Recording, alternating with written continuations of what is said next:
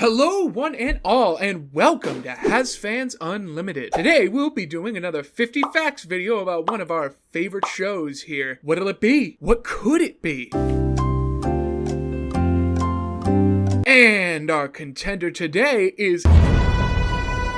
How could you ever guess our pick? That's the neat part. You don't. But you know what you can do? You have the superpower of being able to subscribe to this channel, hit that like button to make sure we provide those sweet fact videos, and ring-a-ding-ding that bell. Now down to the blood and guts of the show, strap in one and all, it's 50 invincible facts you may or may not know. We'll ease into this breakneck speed, bloody, and emotional as all hell show with fact number 1. Invincible is an adult cartoon, because cartoons have never just been for kiddos, based on a comic of the same name published by Image Comics, made by the trio Robert Kirkman, Ryan Ottley, and Cory Walker.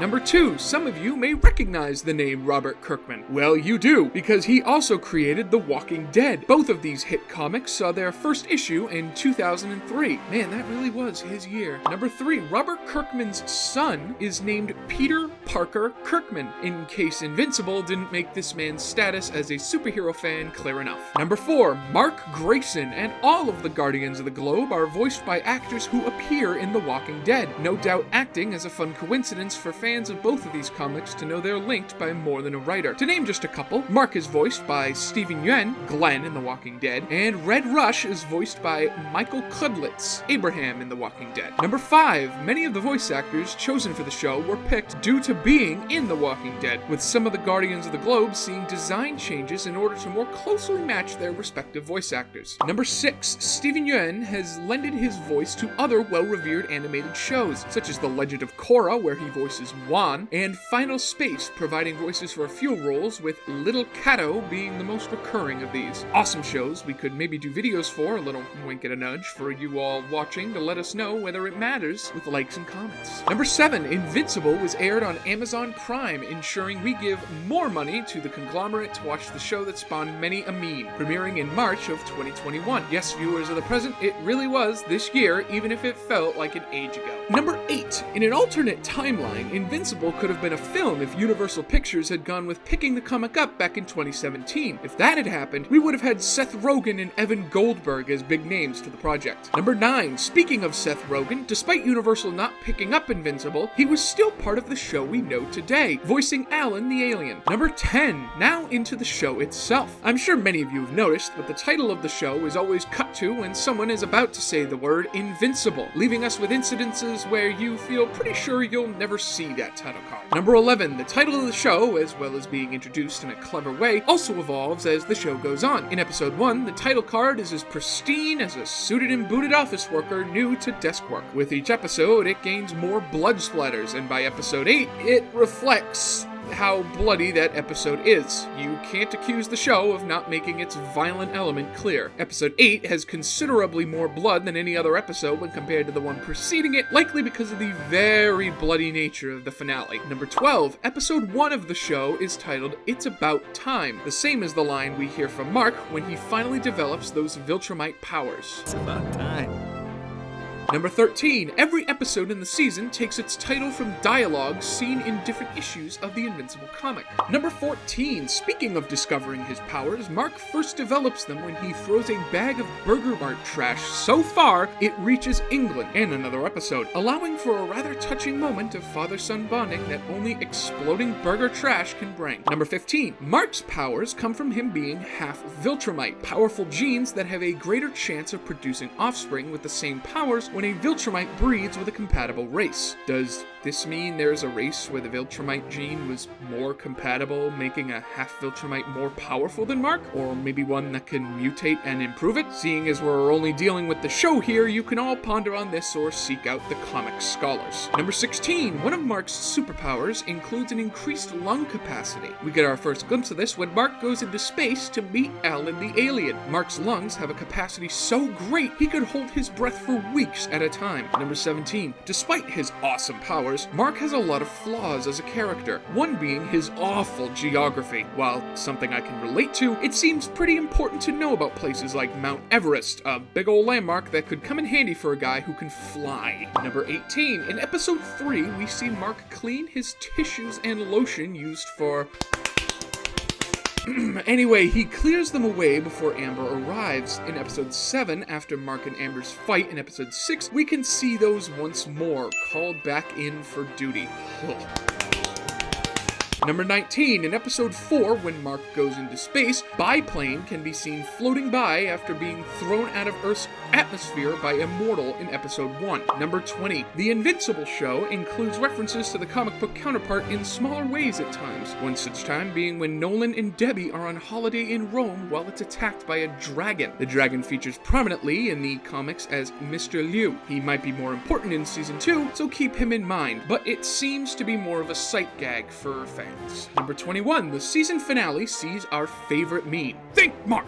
Think! The meme comes from a scene where Nolan is beating his son to a bloody pulp, so at least people can see humor in any situation. Yeah, that's the moral, kids. The meme actually pulls more from the same scene of the comics. As in the show, Nolan only says, "Think, Mark!" Number 22, in total, the show's villain dad, Omni-Man, only spent 23 years on Earth, but this was enough for him to be affected by the emotions of the planet's inhabitants, with Nolan berating Mark for caring about Earth and the people on it in the final episode, which starts sounding more introspective as the runtime progresses. We see Nolan fly off his Viltrumite mission on hold from those pesky human feelings as tears escape into the atmosphere. Number 23. In the season finale, we get all we wanted. Alan backstory. We learn from him that after the invasion of the Viltrumites on his homeworld, the planet was destroyed when the native species refused to follow their commands. To keep the species alive, they reproduced artificially, a process that saw Alan's creation, meaning he never met his father. Number 24. The superheroes in Invincible draw inspiration from other popular superheroes. Omni-Man, or Nolan Grayson if we're not using made-up names, is obviously based on Superman, or more accurately, his evil counterpart, Ultraman, with Mark Grayson being based on Superboy. Number 25, another superhero we see is Adam Eve, a former member of the Teen Team whose powers include those based on atomic manipulation, including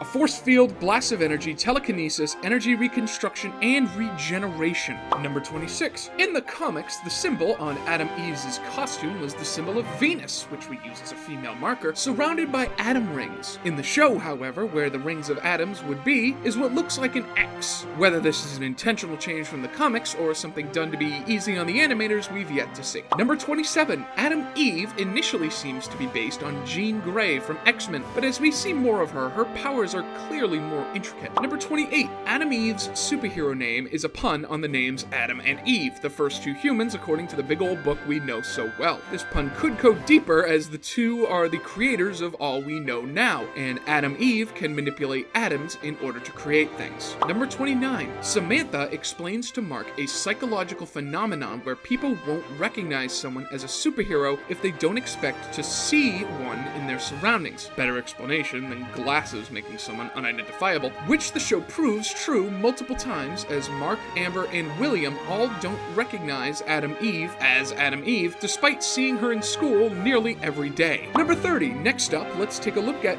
Rexplode's superpowers. Rex has control over energy projection, which lets him cause explosions from the energy he creates. As well as this, he has enhanced durability and agility, traits needed in this show where everyone we see will probably get beaten to the ground sooner or later. Number 31. As we see from Rex, he has somewhat odd morals, pleading his innocence to Samantha when he is caught by Duplicate by stating he wasn't even with the original in the shower in a bid to retain his innocence. Smooth as sandpaper. Number 32. With the formation of the new Guardians of the Globe, we're introduced to Amanda, or Monster Girl. Because of the detrimental effects of her superpowers, she was previously known as Monster Woman, but changed this due to confusion, explaining each time she uses her superpowers, it makes her younger, giving her the appearance of a 12-year-old even though she's 25. Anime writers absolutely love her. Number 33. This curse of Monster Girl Girls allows her to grow closer to Robot, who himself knows what it's like to be a prisoner in your own body, and sympathizes with her because of this. He even obtains a human body the same age as her by stealing Rex's DNA. With such a weird circumstance, it's hard to call that cute, but it is. Number 34, Monster Girl's monster form looks rather masculine, and in the Invincible comics, her monster form is confirmed to be male and is even a father at one point. Whether the show will go with this will be another interesting and possibly traumatic thing to witness. Number 35, Robot, or Rudolph Connors, or Rudy, pick a name already, dude, serves as the leader of the new Guardians of the Globe. Initially, his superpowers appear to be simply being a robot, until we learn that he is in fact a super intelligent human living a miserable existence and living vicariously through a robot he built. Number 36, Shrinking Ray is actually male in the comics, being changed to a woman for the show. Number 37, Immortal's backstory is shown to us in snippets during episode 7, and this guy has been around for a while, with one flashback showing him wearing a superhero outfit that looks rather familiar. Hey, Immortal. That's a retro Superman outfit. Number 38. We also get flashbacks to some of Immortal's quote-unquote past lives, showing he was at one point a barbarian who was gifted his immortality through a strange cosmic rift of some kind, allowing him to live for several hundred years, including becoming a famous knight and Abraham Lincoln himself. Number 39. In Error in episode 7 shows Immortal seeing Aquarius's head notably unsmashed during a flashback to the attack on the Guardians of the Globe, which, dear viewer, is a much neater version than the reality. Maybe Immortal blocked it out, but as a being working off of pure rage, I kinda doubt he would censor anything that would help those punches hit with some more fury. Number 40, an interesting fact to note is that despite all of their technology, Cecil and the GDA weren't able to bring back Immortal when the Mauler twins did it with ease. Another thing caused by Omni-Man, maybe. Number 41, Invincible has no lack of antagonists, and who says being a baddie means characters can't be lovable, such as the Mauler twins, background villains who are alien scientists capable of making clones of themselves, and leading to a great argument over who is the original due to it being imperative neither of them knows who the original is, with both of them insisting whoever is smarter must be the original. No doubt an extra superpower of his is a